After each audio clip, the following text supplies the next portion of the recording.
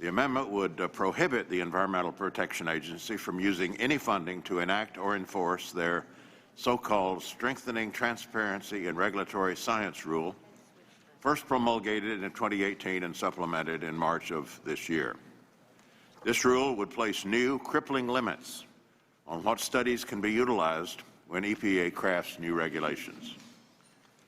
The rule is part of a dangerous pattern of attempts by this administration to silence scientists and to throw up barriers to regulations that benefit the environment and our public health. I think it's fair to say that scientists and scientific associations across the country oppose this rule. Even the EPA's own Science Advisory Board opposes the rule, which shows us that it really comes from the agency's political appointees.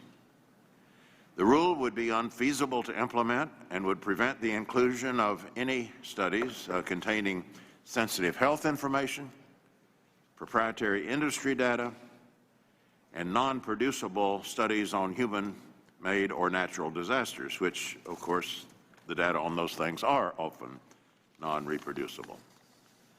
I will not go into great detail about the scientific consensus on this rule. Just quote from a couple of letters.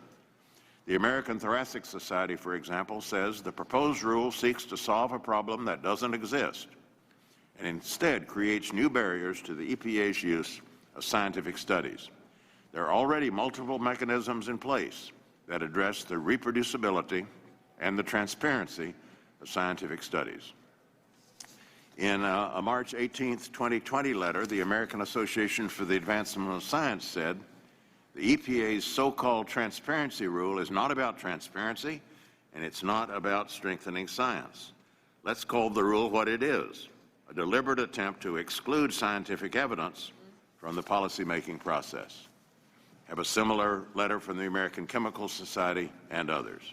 Morning. Madam Chair, the EPA has continued to push forward on this dangerous rule in spite of massive public outcry and disagreement from their own Science Advisory Board. For that reason, it's our job as Congress to ensure that they can't use appropriated funds to hamstring the legitimate regulatory process and the evidence from which it legitimately draws, and to endanger rather than protect public health. We must protect scientists and scientific information and ensure that decisions made that affect our environment and public health are based on the best available scientific information. That's the bottom line. And it's why I urge my colleagues to vote yes on this amendment and yield back my time.